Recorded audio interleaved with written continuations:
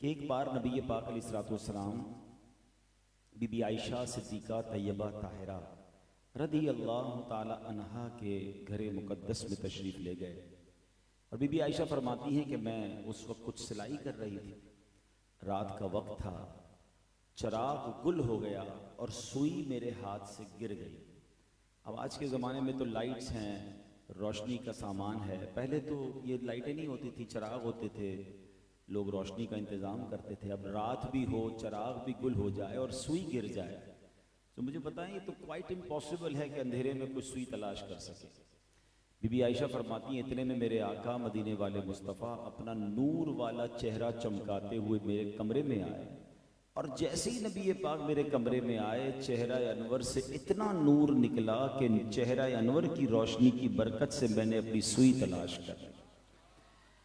इस हदीस पाक में जहाँ हमें नबी पाक के नूरानी चेहरे वाले और आका के चेहरे से नूर की जो किरणें निकलती हैं वो हमें पता चल रहा है कि रब ने कैसा बनाया अपने हबीब को। मगर इस हदीस का जो अगला पार्ट है, बीबी आयशा फरते मोहब्बत से अर्ज़ करती हैं, या रसूल अल्लाह सल्लल्लाहु अलैहि वसल्लम आपका चेहरा कितना नूरानी है, आप कितने हसीन हैं। तो प्यारे आका अलैहिस्सलाम ने फरमाया हलाकत है उस शख्स के लिए कि जो क़यामत के दिन मेरा चेहरा नहीं देख सकेगा। बीबी आयशा ने हैरान होकर पूछा हुजूर वो कौन होगा जो क़यामत के दिन आपका चेहरा, इतना मुबारक चेहरा नहीं देख सकेगा। तो आपने फरमाया बखील है वो शख्स। बखील अरबी में कहते कंजूस को। कहा हुजूर कौन बखील है? फरमाया जिसके सामने मेरा जिक्र हो और मुझ पर दुरूद न पढ़े, क़यामत के दिन वो मेरा चेहरा भी नहीं देख सकेगा। अब आप जरा गौर करें कि ये कोई छोटी प्रॉब्लम नहीं है। बरोज़े क़यामत वो कौन सी हस्ती होगी जिसने हमारी शफाअत करनी है? हमने किनसे जाकर अपने गुनाहों की माफ़ी के लिए रब की बारगाह में सिफारिश करानी है? वो नबी पाक अलैहिस्सलाम। अब अगर जो बदनसीब दीदार ही नहीं कर सकेगा तो फिर शफाअत कैसे हासिल करेगा? तो हमारा तो आसरा ही प्यारे आका अलैहिस्सलाम रोज़े क़यामत हैं। तो समझना यह है कि जो शख्स दुरूद पाक नहीं पढ़ता और ख़ास तौर पर सरकार दो आलम सल्लल्लाहु अलैहि वसल्लम का नाम सुनकर भी नहीं पढ़ता, तो वो अपने बारे में गौर कर ले कि क़यामत के दिन क्या होना। अच्छा, एक तो क़यामत के दिन एक सिनेरियो ये है कि ऐसे लोग होंगे जो मेरा दीदार भी नहीं कर सकेंगे, और दूसरी तरफ नबी पाक अलैहिस्सलाम फरमाते हैं जिसका मज़मून है कि तुम में से मेरे क़यामत के दिन सबसे ज़्यादा नज़दीक वो होगा, the most closest amongst you, जिसने दुनिया में मुझ पर सबसे ज्यादा दुरूद पाक पढ़े होंगे। यानी एक तरफ अपने करीब बुला रहे हैं, अपने पास आने का फार्मूला बता रहे हैं, और एक तरफ ये भी बता रहे हैं कि कुछ लोग ऐसे होंगे जो मेरा दीदार भी नहीं कर सकेंगे। अब मैं और आप गौर करें मैं किस कैटेगरी में हूँ। पूरा पूरा दिन गुजर जाता है मेरी ज़बान पर कितनी बार दुरूद पाक आता है? बल्कि हम बाज़ औक़ात महफिलों में जाते हैं, इज्तिमात में जाते हैं, वहाँ भी प्यारे आका सल्लल्लाहु अलैहि वसल्लम का नाम सुनते हैं मगर ज़बान पर दुरूद पाक नहीं आता सल्लल्लाहु तआला अलैहि व आलिहि वसल्लम। ये पढ़ते रहा करें जब भी नाम पाक लें, लिखें या सुने। अलबत्ता उलमा ने एक बड़ी प्यारी बात बताई। वो फरमाते हैं कि देखिए ज़िंदगी है, दुनिया में बंदा कहीं जाता है, कहीं महफिल में, कहीं इज्तिमा में, लोगों में बैठता है, कोई बात सुनता है और वहाँ नबी पाक सल्लल्लाहु अलैहि वसल्लम का नाम आता है। अगर वो दुरूद पढ़ना उसका रह गया तो बेहतर यह है कि पूरे दिन में एक पर्टिकुलर टाइम, एक पर्टिकुलर तादाद में दुरूद पाक पढ़ ले। मिसाल के तौर पर 100 बार दुरूद पाक पढ़ ले, अल्लाह तौफीक दे तो रोजाना 200 बार दुरूद पाक पढ़ ले। तो पूरे दिन में जितने बार उसने नबी पाक अलैहिस्सलाम का नाम सुना और वो दुरूद पढ़ना रह गया था, तो ये उसका ऑल्टरनेट हो जाएगा, ये उसका कायम मकाम हो जाएगा। तो अपनी हैबिट बनाएं कि रोजाना एक बार, 2 तस्बीह, 1 तस्बीह दुरूद पाक जरूर पढ़ें। जितना ज्यादा पढ़ेंगे इतनी बरकतें मिलेंगी। अल्लाह मुझे और आपको कसरत से दुरूद पाक पढ़ने की तौफीक अता फरमाए। मोहब्बत से दुरूद पाक पढ़ लें। सल्लु अलल हबीब सल्लल्लाहु तआला अला मुहम्मद सल्लल्लाहु अलैहि वसल्लम। आज माशाअल्लाह हमारे शाहज़ोब अली अतारी भाई के बेटे औरहान अली की अकीका के खुशी में, उनकी विलादत की खुशी में एक महफिल सजाई गई है। अल्लाह करीम इस बच्चे को अपने माँ बाप की आंखों का नूर बनाए, इनकी मग़फ़िरत का ज़रिया बनाए, इनके लिए दुनिया और आखिरत का ख़जाना बना दे। ये बड़ी नेमत होती है और ये बड़ा अच्छा तरीका है कि औलाद की खुशी हो, बल्कि ज़िंदगी में कभी भी कोई खुशी मिले ना, उस खुशी को सेलिब्रेट करने का तरीका बड़ा जबरदस्त होना चाहिए और बड़ा जिसको कहें कि अक्लमंदाना फैसला होना चाहिए। यहाँ हम बहुत बड़ी गलती करते हैं, मैंने पहले भी कई बयानात में ये बात अर्ज की है कि ये एक शैतान का इतना खतरनाक प्लान है कि अल्लाह करीम जब बंदे को नेमत दे और उस पर खुशी करनी चाहिए, बहुत अच्छी बात, मगर वो खुशी में ही वो रब को नाराज कर देता है। ये कितनी अजीब बात है। यानी दुनिया में अगर आपको कोई गिफ्ट दे, कोई तोहफा दे, कोई प्रेजेंट दे और आप प्रेजेंट लेकर, तोहफा लेकर उसका शुक्रिया अदा करते हैं, उसका थैंक्स कहते हैं या उसको नाराज करते हैं। दुनिया में भी दस्तूर है कि हमें कोई गिफ्ट दे हम उसको शुक्रिया अदा करते हैं, मगर इस यहां पर मामला यह है कि जब भी अल्लाह पाक नेमत देता है और लोग उसकी खुशी बनाने की कोशिश करते हैं, whenever we try to celebrate something, उस सेलिब्रेशन में कहीं ना कहीं अल्लाह को नाराज करने वाला काम शामिल कर देते हैं। मिसाल के तौर पे बच्चा पैदा हुआ, बहुत बड़ी नेमत है, मगर जैसे ही बच्चे पैदा होने की खुशी में कोई पार्टी की, कोई दावत की, तो उसमें कोई नाच गाने शामिल कर दिए। बर्थडे आती है, ठीक है, इस्लाम में मना नहीं है आप बर्थडे बनाएं, मगर अल्लाह पाक ने अगर आपकी औलाद को या खुद आपको 1 साल और अता फरमा दिया है तो शुक्राने में अल्लाह को राजी करना चाहिए या बर्थडे पार्टी में म्यूजिक पार्टी करनी चाहिए और अल्लाह को नाराज कर रहे हैं। अकीका कर रहे हैं तो नाच गाने शामिल करके अल्लाह को लोग नाराज करते हैं। यही बच्चा बड़ा हो गया, उसकी शादी करते हैं तो शादी में तो कसर ही नहीं छोड़ते अल्लाह को नाराज करने की।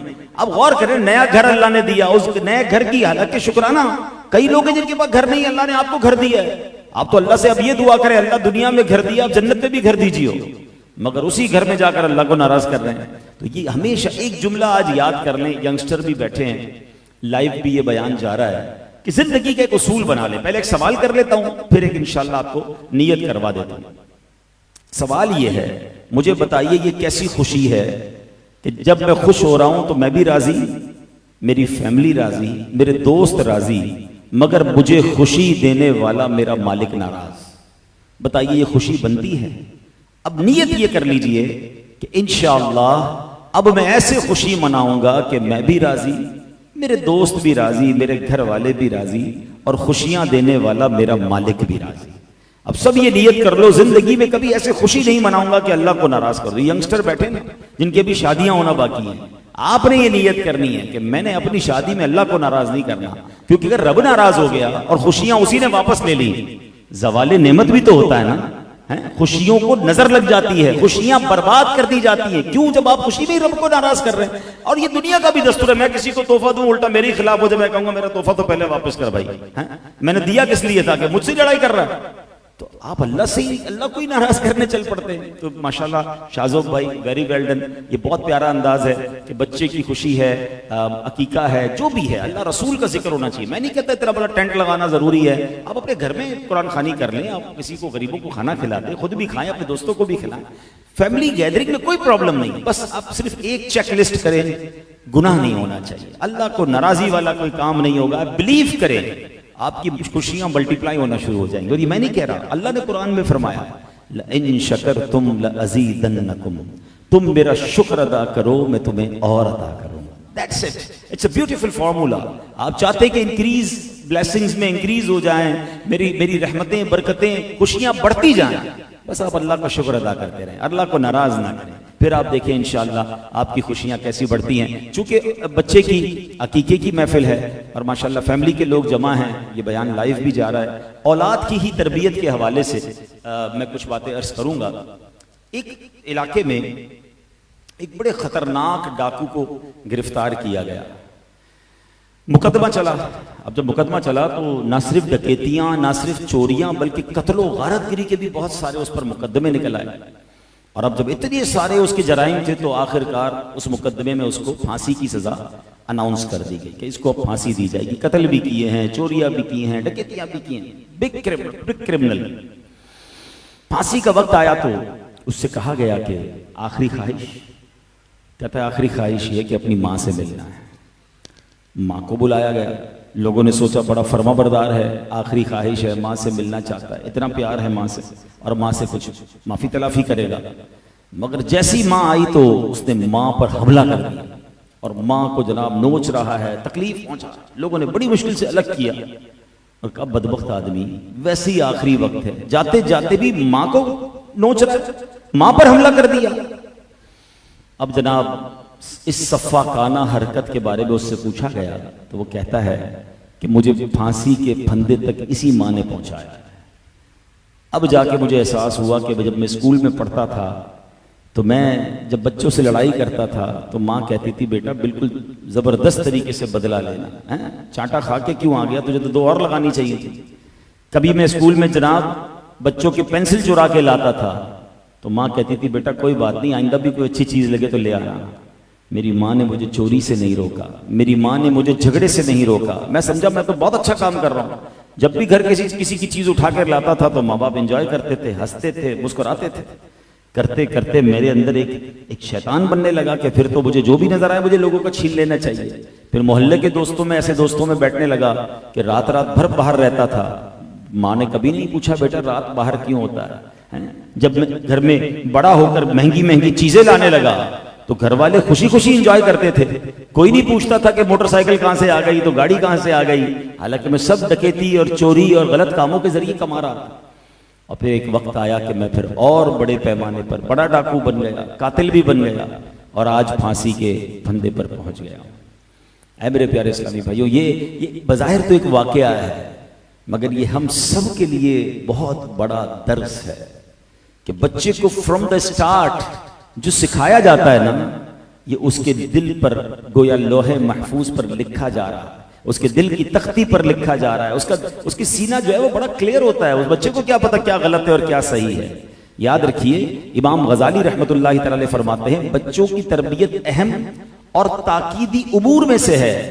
बच्चा वालिदैन के पास एक अमानत है, उसका पाक दिल एक ऐसा जौहर नायाब है जो हर नक्शो सूरत से खाली है। मेरी जबान से लोहे महफूज निकला। लोहे महफूज तो यकीनन सुभान अल्लाह ये तो एक बड़ी मुकद्दस किताब है, लेकिन उसके जो दिल होता है ना वो साफ कागज, एक लोहे यानी समझे ब्लैंक पेपर होता है। इमाम गजाली फरमाते हैं कि बच्चा वालिदैन के पास एक अमानत होता है और अब जो उसको सिखाया जाता है, जिस तरफ माइल किया जाता है बच्चा उस तरफ माइल हो जाता है। अगर ऐसे अच्छी बातों की आदत डाली जाए, बेहतरीन तालीम और तरबियत दी जाए तो बच्चा माशाल्लाह बड़ा नेक होता है। देखिए ना, अब यहाँ हमारे सामने एक बच्चा बैठा है, सर पर इमामा है, कितना खूबसूरत लिबास पहना है, किसी ने तरबियत की ना। हम दावतों में जाते हैं, हमें ऐसे ऐसे बच्चे मिलते हैं और ऐसे लिबास में मिलते हैं, हम खुद हैरान हो जाते हैं कि पता नहीं मुसलमान का बच्चा है भी कि नहीं। उस बच्चे का क्या कसूर है? यानी आप देखें आपको 2 किस्म के बच्चे मिलेंगे। आपको कहीं बच्चे ऐसे मिलेंगे जो आपको आकर बड़े अदब से मिलेंगे, बुजुर्गों का हाथ चूमते नजर आएंगे, सलाम करते नजर आएंगे। थोड़ी देर बाद उनकी जबान पर कोई अल्लाह रसूल की बात होगी, कोई नात शरीफ पढ़ रहा होगा। कुछ बच्चे मिलेंगे जो दावतों में नाच रहे होंगे, गालियां दे रहे होंगे। इसमें क्लियरिटी समझ आ रही है कि ये इन बच्चों के पीछे का जो माहौल है ना वो उस पर इंपैक्ट क्रिएट कर रहा है। बच्चा याद रखिए माहौल से सीखता है। आप देखें जिन घरों में नमाजें होती हैं, छोटे छोटे बच्चे सर पर टोपी रखेंगे, हैं, दादा के साथ अब्बू के साथ आकर जा नमाज पे खड़े हो जाए। नमाज पढ़ना आती नहीं उनको, बट वो कॉपी कर रहे हैं। छोटी बच्ची होगी वो दुपट्टा पहनेगी, हैं, और दुपट्टा पहनना भी नहीं आ रहा होगा मगर वो कभी नानी के साथ अम्मी के साथ आकर जा नमाज पर खड़ी हो जाए। क्यों? वो देख रही है, वो सीख रही है। अब जिस घर में नमाज ही नहीं है, जिस घर में सारा दिन नाच गाने हैं, जिस घर में सारा दिन फिल्में हैं, सुबह से लेकर शाम तक म्यूजिक है, बाप को जब भी देखा बच्चों ने किसी को गाली देते ही देखा, बाप को जब भी देखा उसने झूठ बोलते देखा, माँ को जब भी देखा उसने किसी और की बुराई करते ही देखा। वो औरत और बच्चे और बच्ची की क्या तरबियत हो रही है? हम सोच नहीं रहे कि ये बच्चे ही हमारा सरमाया है। ये हमारी यूं समझिए मेरे और आपके मरने के बाद हमारे लिए सदका जारिया का बाइस भी बन सकते हैं और हमारे लिए गुनाह जारिया का बाइस भी बन सकते हैं। कुरान मजीद फुरकान हमीद में अल्लाह क्या इरशाद फरमाता है, या अय्युहल्लज़ीना आमनू कू अनफुसकुम व अहलीकुम नार। ऐ ईमान वालो, याद रखिए जितनी आयतें ऐ ईमान वालो कहकर है ना बड़ी इंपॉर्टेंट है। अल्लाह करीम ने 6600 से ज्यादा आयतें कुरान में, मगर ओनली 89 टाइम्स ही डायरेक्टली ऑर्डर्ड, डायरेक्टली उसने बात की ईमान वालों से, सिर्फ 89 टाइम्स। पूरे 6600 आयतों में ये 89 आयतें तो पहले पढ़ लीजिए जनाब। अगर अभी तक नहीं पढ़ी तो मुझे ये दिल में धचका होना चाहिए कि अल्लाह ने मुझसे क्या बात की, अभी तक मैंने नहीं पढ़ा है। तो ये 89 आयतें अलग से भी आपको माशाल्लाह सजेस्ट कर देता हूँ। बुक का नाम, किताब का नाम भी ए ईमान वालो है। दावत इस्लामी ने जारी कर दी है।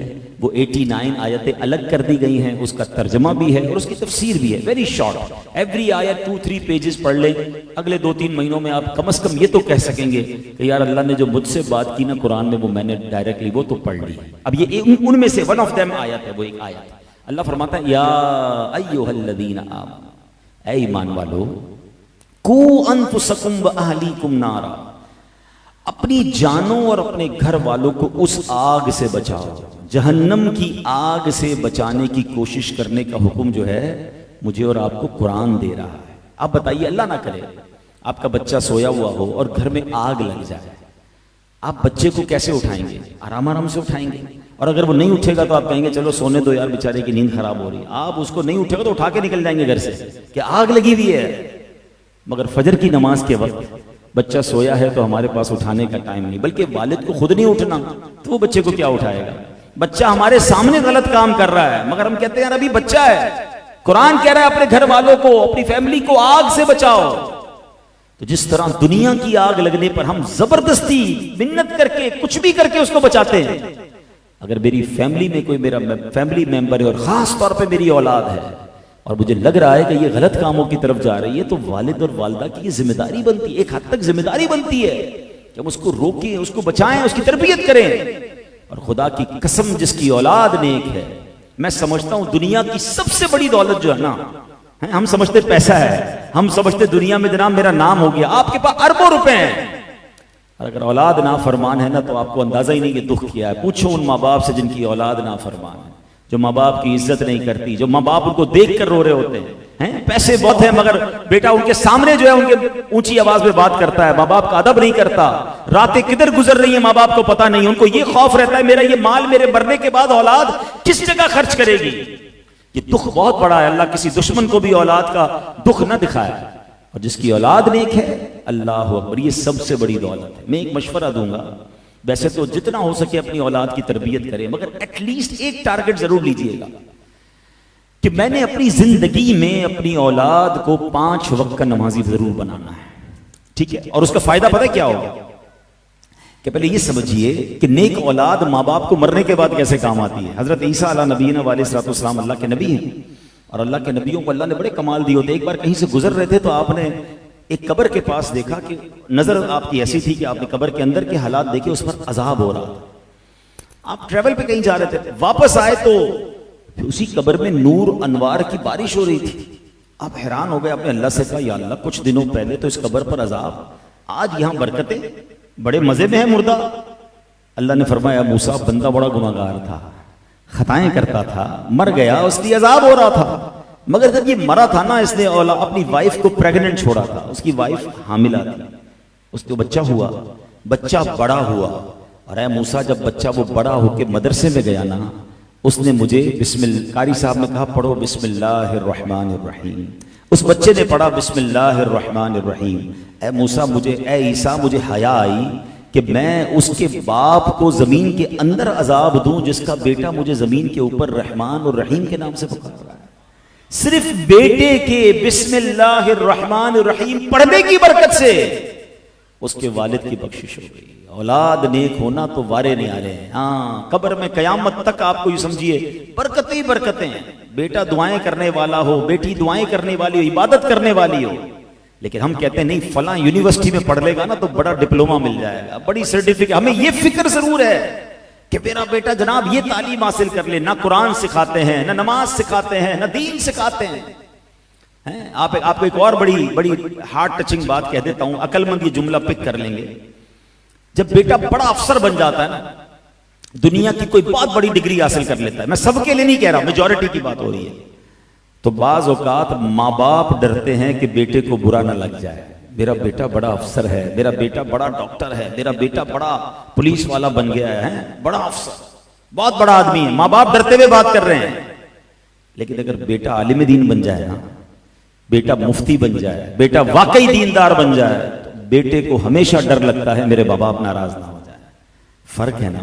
मैं नहीं कहता सारे एजुकेटेड लोग ऐसे होते हैं, मगर मेजॉरिटी की बात, क्योंकि जब कुरान और हदीस बंदा पढ़ता है ना तो उसको पता चलता है कि माँ बाप के हुकूक क्या हैं। मेरा तो सब कुछ मेरे माँ बाप हैं। अरे ये राजी होंगे तो रब राजी होगा, और ये नाराज हो गए तो रब नाराज हो जाएगा। वो दुनिया में सबसे ज्यादा आपको खुश करने की कोशिश करेगा अगर आपने वाकई उसे कुरान और सुन्नत सिखाया होगा। लोग परेशान होते हैं कि यार मैंने अपने बेटे को दीनदार तो बना दिया मगर मेरी फरमाबरदारी ही खत्म हो गई। एक बड़ा खूबसूरत जुमला है, तुम अपने बेटे को दीन के हवाले कर दो, दीन वो बेटा तुम तरबियत करके तुम्हारे हवाले कर देगा। तो सबसे पहले अपनी औलाद की शरीयत के मुताबिक तरबियत करें। मैं जुमला कह रहा था कि अपनी औलाद को कम से कम 5 वक्त का नमाजी जरूर बनाइएगा। इसका पता है फायदा क्या होगा? आपके मेरे मरने के बाद वो बेशक हमारी कब्र पर आए ना आए, मगर वो रोजाना 5 वक्त बावुजू किबला रू होकर दिन में कई बार पता है क्या पड़ेगा? रब्बना ग़फ़िरली वली वालिदैया वलिल मुमिनीन यौम यक़ूमुल हिसाब। किस हालत में पड़ेगा? अत्तहियात में बैठा होगा, किबला रू बैठा होगा, नमाज की आलम में होगा, फजर में 2 बार पढ़ेगा, जोहर में बाज़-औक़ात 3 और 4 बार ये दुआ करेगा, असर में करेगा, मगरिब में करेगा, इशा में करेगा। सुभान अल्लाह। आपने सुना एक बार रहमान और रहीम कहा था, अल्लाह ने उस कब्र वाले से अजाब उठा दिया जिसका बेटा 5 बार उसके लिए दुआ करेगा। सोचो ना माँ बाप का क्या हाल हो जाएगा। तो प्रायोरिटी ये दीजिएगा कि बेशक आपका बेटा आप कहते हैं बेहतरीन स्कूल में पढ़े लेकिन दीन से दूर ना हो जाए। और यही हमारी जिम्मेदारी है कि हम अपनी औलाद की तरफ आएं। अब जरा गौर सुनिएगा, हजरत सहद बिन अब्दुल्ला तुस्तरी रहमतुल्लाहि तआला अलैह फरमाते हैं, मैं 3 साल की उम्र का था। देखिए इनकी तरबियत कैसी की। कहते हैं मैं रात के वक्त अपने मामू जान हजरत मोहम्मद बिन सब्बार अलैह रहमतुल्लाहिल गफ्फार को नमाज पढ़ते देखता था। एक दिन उन्होंने मुझे कहा कि ए बेटा, क्या तू उस रब को याद नहीं करता जिसने तुझे पैदा किया है? मैंने पूछा मैं अपने रब को कैसे याद करूं? छोटा था। तो मुझे कहा कि जब रात को सोने लगो ना तो जबान को हरकत दिए बगैर दिल ही दिल में ये कलिमात 3 मरतबा कहो, अल्लाहु माइया, अल्लाहु नाज़िरुन इलैया, अल्लाहु शाहिदी। यानी अल्लाह मेरे साथ है, अल्लाह मुझे देखता है, अल्लाह ताला मेरा गवाह है। बेटा रात को सोते वक्त दिल ही दिल में ये पढ़ लिया। कहते मैंने पढ़ना शुरू कर दिया। जब चंद रात ये कलमात पढ़ लिए तो उन्होंने कहा कि अब 7 मरतबा पढ़ो। मैं रात को सोते वक्त 7 बार पढ़ता था। फिर कुछ दिनों के बाद मैंने कहा मैंने 7 बार पढ़ रहा हूँ, फरमाया अब 11 मरतबा पढ़ो। मैं 11 मरतबा। अब बंदा रिपीट कर रहा है बच्चा कि अल्लाह मेरे साथ है, अल्लाह जो मैं कर रहा हूँ वो देख रहा है और अल्लाह मेरा गवाह है। उस बच्चे के दिल में अल्लाह से कनेक्टिविटी पैदा हो रही। कह रही है मुझे बड़ा मजा आने लगा। तो अब मामू जान मुझे कहते हैं 1 साल गुजर गया ना, तो मुझे कहते हैं कि बेटा जो मैंने सिखाया है ना, अब कब्र में जाते वक्त तक रोजाना पढ़ना है तुमने, इसको छोड़ना नहीं इस वजीफे को। बोले मुझे बड़ा मजा आने लग गया, बड़ी रूहानियत महसूस होने लगी, मैं जिक्र करता रहा। अब मामू ने एक दिन मुझे कहा कि ऐ सहल एक बात बताओ, जिसको रब देख रहा हो, जिसके साथ अल्लाह हो, जिसका गवाह रब हो, क्या वो अल्लाह की नाफरमानी करता है? बस वो कहते हैं वो जुमला मैंने सुनना था कि वाकई जब मेरा ईमान यह है कि अल्लाह मुझे देख रहा है, अल्लाह मेरे साथ है, मेरी तमाम बातों का गवाह है, अब मैं रब की नाफरमानी कैसे करूं? अल्लाह अकबर। हजरत सहद ने अब वो इबादतें करना शुरू की कि अब अल्लाह के बहुत बड़े वली बन गए। Look at the way of training कि बच्चे को ये एहसास दिलाना है अल्लाह देख रहा है, अल्लाह से मोहब्बत सिखानी है। मुझे हजरत अब्दुल्ला बिन हर्ब रहमतुल्लाह तआला अलैह उनका नाम था, उनका वाकया याद आया कि वो अपने बच्चों को क्या सिखाया उन्होंने? तवक्कुल। हमारे यहाँ ये बड़ा प्रॉब्लम है, हम छोटे से बच्चे को सिखाते हैं बेटा देखो पैसे होंगे तो काम होगा दुनिया का, है छोटी उम्र से उसको असबाब के पीछे लगाते। तालीम नहीं होगी तो तरक्की नहीं करेगा, है दुनिया में सोर्सेज नहीं होंगे तो तेरा काम नहीं बनेगा, अच्छे बड़े लोगों में उठा बैठा कर। यकीनन असबाब बड़ी चीज होती हैं, मगर असल खालिक के असबाब मालिक है। उसको ये कब सिखाओगे कि बेटा दुनिया भर की दौलत हुई और रब राजी ना हुआ तो तेरा कोई काम सीधा ना होगा। पहले रब को राजी करना। दुनिया के सारे बड़े लोगों से तेरा राब्ता है, अगर रब तुझसे नाराज है तो तेरी जिंदगी में कोई तरक्की नहीं होनी। अल्लाह को राजी करना पहले जरूरी है। हज़रत अब्दुल्लाह बिन हर्ब रहमतुल्लाह तआला अलैह, उनका बेटा जो था छोटा था। देखिए बच्चों की तरबियत के निराले अंदाज। अपने बच्चे को कहते हैं बेटा जब भी खाना खाना हो ना तो अल्लाह से मांगो, और ये एक जगह है मेहराब घर में बनी हुई थी, कहा यहाँ बैठोगे दुआ करोगे या अल्लाह मुझे खाना दे दे तो मैं खाना मिल जाएगा। उस बच्चे को दोपहर को भूख लगती, वो मेहराब के पास जाता। उनकी जो ज़ौजा थी ना, उन्होंने प्लान ये किया था कि जब बेटा दुआ करे तुमने मेहराब में खाना रख देना, ताकि बच्चे को ये पता हो कि असल देने वाली जात, रिस्क देने वाला रब है। बच्चा किसी और से ना मांगता, दोपहर को जाकर दुआ करता तो खाना मिल जाता, रात जाकर दुआ करता खाना मिल जाता। उनकी ज़ौजा जाकर वो खाना वहां रख दिया करती। एक दिन कुछ अरसा हो गया तो उनकी ज़ौजा घबराई हुई आपके पास आई और कहती हुजूर बड़ा मामला हो गया। कहा क्या हुआ? कहा आज मैं खाना देने के लिए देर हो गई मुझे, और मैं जब दौड़ती हुई गई कि बेटे ने दुआ की होगी तो देखा वो खाना खा रहा है। तो मैंने कहा बेटा ये खाना कहां से आया? कहा अल्लाह की तरफ से आया, रोजी तो अल्लाह की तरफ से आता है। तो खाना उसको किसने दिया? मैंने तो दिया ही नहीं। तो वो बुजुर्ग फरमाते हैं बस मुझे इसी दिन का इंतजार था, अब तुम्हें खाना देने की जरूरत नहीं, अब उसको गैब के खजानों से खुद अता कर दिया जाएगा।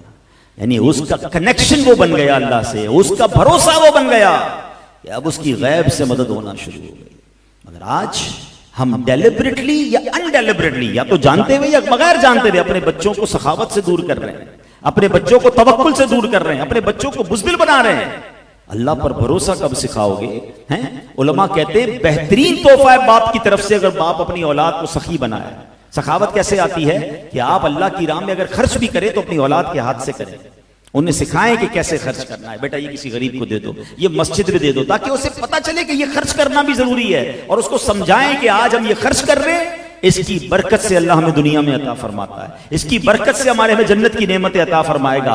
अपनी ज़कात देते वक्त एक और बड़ा प्रॉब्लम है, अब तो ये मैं छोटे बच्चों की भी बात कर रहा था, जब बच्चे बड़े हो जाएं तो होना ये चाहिए कि हमारे जो वालिद हैं, बुजुर्ग हैं, दादा नाना, वो अपने बच्चों को बिठा कर बताएं कि हम हर साल कितनी ज़कात देते हैं और ये ज़कात कहाँ कहाँ देते हैं। अब हमारा प्रॉब्लम ये है कि हम जब शख्सियात से, बिजनेसमैन से मिलने जाते हैं, किसी नौजवान कारोबारी आदमी से कहें कि भाई अपनी ज़कात आप कहाँ देते हैं, का मुझे क्या पता, अब्बू देते हैं, सारा हिसाब तो अब्बू के हाथ में है। ये गलत कर रहे हैं आप अपनी औलाद के हाथ से ये काम करवाएं, क्योंकि मेरे मरने के बाद मेरी औलाद को क्या पता कि ज़कात कैसे निकालनी है और ये नेकी कहां कहां करनी है। बाज़ औक़ात हम कुछ अपने खानदान के रिश्तेदारों की मदद कर रहे होते हैं, हम अपने जनाब कुछ ऐसे सुन्नी इदारे होते हैं जिनकी मदद कर रहे होते हैं, मगर अपनी औलाद को नहीं बताते। और हमें ऐसा पता चलता है कि जब वालिद का इंतकाल हुआ तो औलाद को तो पता ही नहीं है कि अब्बू कहां कहां वो नेकी के काम करते थे। यहां तक कि वालिद के दोस्त और रिश्तेदार बेचारे परेशान हो जाते हैं कि जनाब उसका इंतकाल हो गया, अब हमारी मदद करने वाला कोई नहीं। लेकिन अगर आप यही काम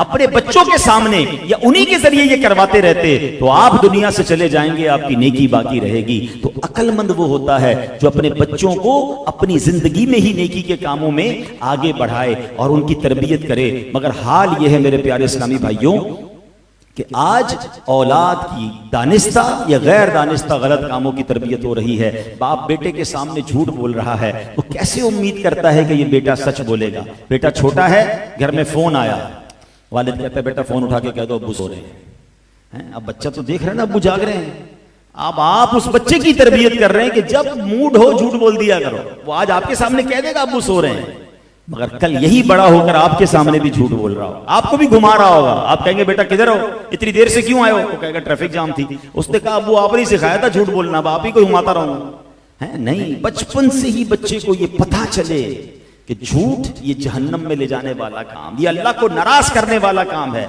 मजेदार तरबियत ये है कि बेटे से गलती हो, वो इतना हिम्मत वाला हो कि आपके सामने आकर बताए कि मुझसे गलती हुई है। उसको पता हो कि मैं अपने वालिद के सामने झूठ नहीं बोल सकता।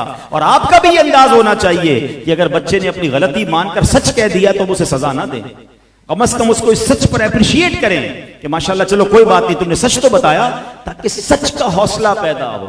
सांच को आंच नहीं है, मगर वो बेवकूफ लोग अपने सामने अपने बच्चों की, ये माएं भी जो हैं, आप समझते हैं कि आप अपने बच्चों के सामने अपनी सास की बुराई करें तो ये बच्चों की तरबियत हो रही है। आप बच्चों के सामने अपने शोहर की बुराई करें, क्या ये बच्चों की तरबियत हो रही है? बच्चों को पता चल रहा है कि माँ बाप का आपस में रिश्ता कैसा खराब चल रहा है। माँ मेरी नानी के बारे में या मेरी दादी के बारे में क्या बात करती, हम नहीं समझ रहे, ये कोरा कागज है।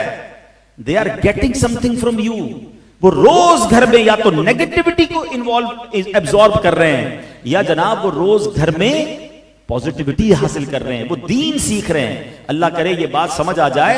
लेकिन ये जो लालच है ना, ये कितनी बुरी बला है और किस तरह दुनिया में इंसान बर्बाद होता है। मैं आपको एक वाकया सुनाता हूं, फिर इंशाअल्लाह अपने बयान को कंक्लूड करता हूं कि ये जो माल की मोहब्बत आजकल सिखाई जा रही है, लालच जो दिलों में उतारी जा रही है, खुदारा कभी अपने बच्चे को माल का लालची मत बनाइएगा। उसको दीन सीखने वाला और जिस कहते हैं सखी दिल हो, है माल की मोहब्बत की बजाय अल्लाह और उसके रसूल से मोहब्बत आप दे दे, माल कहीं नहीं जाता, जो नसीब में है वो मिलकर रहेगा। लेकिन अगर औलाद अगर सिर्फ माल के पीछे भागती रही तो फिर वो हलाल और हराम की तमीज भी उठा देगी। हजरत ईसा नबी अलैहिस्सलाम का वाक़या, वेरी अमेजिंग स्टोरी, जरा गौर से सुनिएगा। उनकी खिदमत में एक आदमी ने अर्ज की कि हुजूर आप अल्लाह के नबी हैं, इतनी अजीम हस्ती हैं, मैं आपके साथ कुछ वक्त गुजारना चाहता हूँ, आपकी खिदमत में रहूंगा, आपकी गुलामी इख्तियार करूंगा, आप मुझे मौका दे दें। आपने उसको इजाजत दे दी कि चलो ठीक है, साथ रहो। सफर पे कहीं जा रहे थे, हजरत ईसा बड़े सादा रहते थे, उनके साथ कोई बहुत साजो सामान नहीं होता था, बड़ी गुर्बत वाली, बड़ी फक्र फाका वाली, अल्लाह वाली जिंदगी उनकी, अब कमाल की जिंदगी थी। तो वो कहीं जा रहे थे, तो नहर के किनारे पहुंचे। आपने कहा कि चलो खाना खा लेते हैं। हजरत ईसा अलैहिस्सलाम ने खाना हाथ वगैरह धोए और खाना जब लगाया गया तो आपके पास 3 रोटियां थी। एक रोटी आपने खाई, एक रोटी उस मुसाफिर ने खाई। आप जब नहर से पानी पीने गए तो उस साथी ने वो रोटी छुपा ली। अब उसने देखा है 3 रोटियां, अभी खा लिया, आगे आगे क्या खाऊंगा। वो दिमाग में उसी को पहले दिन ही घबराहट शुरू हो गई। तवक्कुल ना हो तो इंसान यही सोचता ना कल क्या होगा, परसों क्या होगा। अब ये माशाल्लाह बच्चे की विलादत पर, अकीके पर ये महफिल है, वरना कुछ लोगों को देखा बच्चा पैदा होते उनकी टेंशन शुरू हो जाती है? खुशी की बजाय टेंशन, अल्लाह अकबर ये बड़ा होगा तो क्या होगा, इसकी पढ़ाई का क्या होगा, बच्ची पैदा हो गई तो इसके रिश्ते का क्या होगा। घबराहट अभी से शुरू। अल्लाह के बंदो, जिसने औलाद दी है वही सारा इंतजाम फरमाएगा। मुझे भी उसी ने पाला पोसा है, मुझे भी यहां तक उसने पहुंचाया। औलाद दी है तो रिस्क भी उसी ने देना, किस्मत भी उसी ने अता करनी। घबराहट किस बात की है? अल्लाह पर भरोसा रखो ना। ये जो कल परसों, साल बाद, 2 साल बाद की टेंशनें पालते हैं, मिलता कुछ नहीं, शुगर या डायबिटिक या ब्लड प्रेशर के मरीज ही बनते हैं। तो ये ना किया करें, अल्लाह पर छोड़ें। हाँ, अल्लाह पर भरोसा रखें। अल्लाह पर भरोसा सीखना हो तो हदीस पाक बड़ी प्यारी है। अल्लाह के नबी अलैहिस्सलाम फरमाते, जिसका मजमून है, अगर तुम अल्लाह पर ऐसा भरोसा करो जैसा भरोसा करने का हक है, अल्लाह तुम्हें ऐसे रोजी देगा जैसे परिंदों को रिस्क अता फरमाता है। आपको पता है परिंदे कैसे रिस्क लेते हैं? सुबह परिंदे, और दुनिया में परिंदे कितने, ये अलग एक पूरी तहकीक है कि जितने दुनिया में इंसान होते हैं ना, हर वक्त मल्टीप्लाई बाय 10 उतने जानवर होते हैं। यानी अगर 8 अरब मुसलमान हैं तो 80 अरब जानवर हैं, और मल्टीप्लाई बाय 10 उतने परिंदे होते हैं। 800 अरब अप्रोक्सीमेटली परिंदे इस दुनिया में मौजूद हैं। और ये अलग डिबेट है, वो रहते कहां हैं? वो रहते दरख्तों में जो हम काटी जा रहे हैं। कराची में तो परिंदे देखने को नहीं मिल रहे। कराची वालों ऐसा ना करो, हम छोटे थे तो हमें कोयल की आवाज भी आती थी, हमें मैना भी देखने को मिलती थी, तितलियां भी देखने को मिलती थी। अब तो हमारे बच्चों ने तो ये भी नहीं देखा, पता नहीं, वो समझे किताबों में ही होती है, बाकी शहरों में नहीं होते ये परिंदे। ऐसा ना करें, दरख्त लगाएं। ये दरख्त उनकी कॉलोनियां हैं, अपनी कॉलोनियों के लिए उनकी कॉलोनियां खत्म करते हैं। बहरहाल, तो ये 800 अरब परिंदे कैसे खाते हैं? कभी देखा है किसी घोंसले में कोई कबड़ बनी हुई हो, 5 दिन का चारा उसके अंदर हो? एक परिंदा भी कुछ नहीं बचाता है। सुबह सारे खाली पेट घोंसले से निकलते हैं, शाम वापस आते हैं, अल्लाह ने सबको रोजी दे दी होती है। जो रब 800 अरब परिंदों को रोज खाना दे रहा है, वो मुझे नहीं देगा? मैं तो अशरफुल मखलूकात हूं।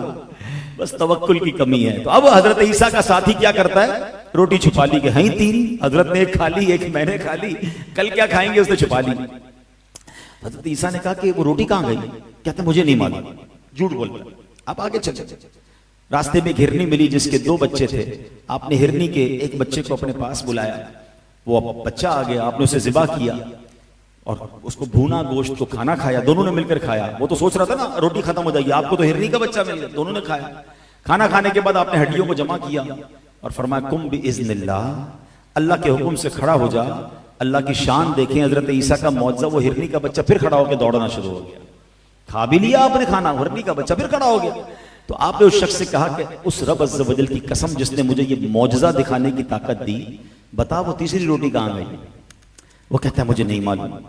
आपने कहा चलो आगे चलते। आपने एक शख्स का हाथ पकड़ा, दरिया ऐसा, और आपने हाथ पकड़ा और दरिया के ऊपर चलते हुए आपने क्रॉस कर दिया पूरा दरिया। जब क्रॉस कर गए तो आपने फरमाया उस खुदा की कसम जिसने मुझे ये मौजज़ा अता फरमाया, सच बता वो तीसरी रोटी कहां? वो बंदा कहते रहे एक झूठ बोल दे। अब उसको उस बात को छुपाने के लिए होता होगा कि आप में से कोई भी कभी झूठ क्यों बोले भाई, हो गई गलती बता दे। वो अब एक झूठ बचाने के लिए अगला झूठ कह रहा है मुझे नहीं पता वो रोटी कहां गई। अल्लाह के नबी को बार बार डिनाई कर रहा है, बार बार मना कर रहा है मुझे नहीं मालूम। चलते चलते रेगिस्तान में पहुंच गए। अब जब वहां पहुंचे तो आपने एक रेत की ढेरी बनाई और कहा कि अल्लाह पाक के हुक्म से सोना बन जा। वो पूरा रेत का ढेर जो है ना वो गोल्ड बन गया।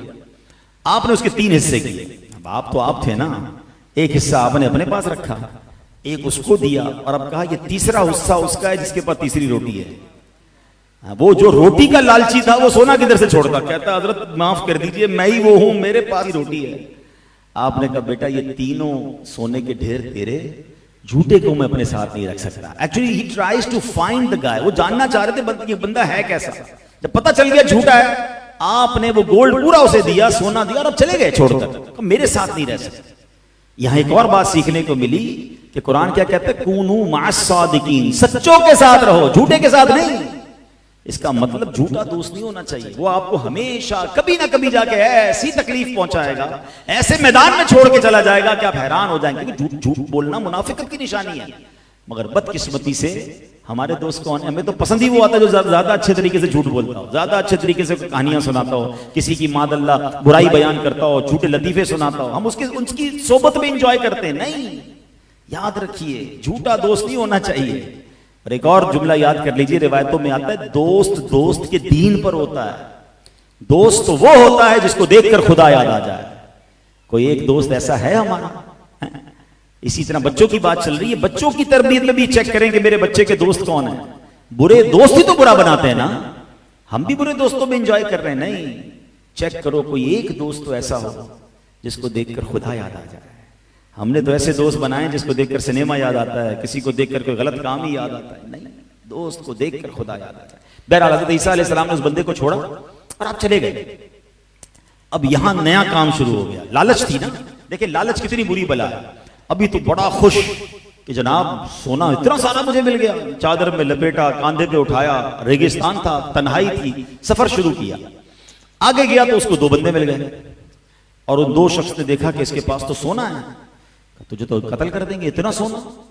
तो कहता भाई देखो पकड़ तो लिया है मुझे, सोना भी दरियाफ्त कर लिया, मुझे अकेले को मारने से बेहतर है आपस में तीनों बांट लेते हैं, क्यों कत्ल का गुनाह अपने जिम्मे लेते हो, पकड़े जाओगे तुम भी जेल में जाओगे। उन दोनों ने सोचा बात तो ठीक है, 50-50 की जगह 33-33 तो मिल ही रहा है। कहा चलो ठीक है। अब बहुत खुश तीनों, कहते हैं भूख लगी है चलो मिलके खाना खाते हैं। तो उन दो ने मिलकर एक को कहा कि जाओ तुम खाना ले आओ। लालची तो तीनों ही थे हैं। जब तीसरा खाना लेने गया तो वो कहता है कि क्यों ना खाने में जहर मिला दूं, ये दोनों खाकर मर जाएंगे, पूरा सोना मुझे मिल जाएगा। वो खाना लेने गया है और ये दोनों जो पीछे बैठे कहते हैं ये खाना लेकर आएगा तो उसको मार देंगे। ऐसा ही हुआ, वो खाना लेकर आया जहर मिलाकर, इन दोनों ने उसे पकड़ा, पहले उसे मार दिया कि मुबारक हो, अब तो 50-50 हमारा हो गया, अब आओ मिलकर खाना खाते हैं। और जब खाना खाया तो क्या हुआ, ये दोनों भी दुनिया से चले गए। सोना उधर ही पड़ा था, साथ 3 लाशें पड़ी थी। हजरत ईसा अपना काम से फारिग होकर फिर उस रेगिस्तान से गुजरे।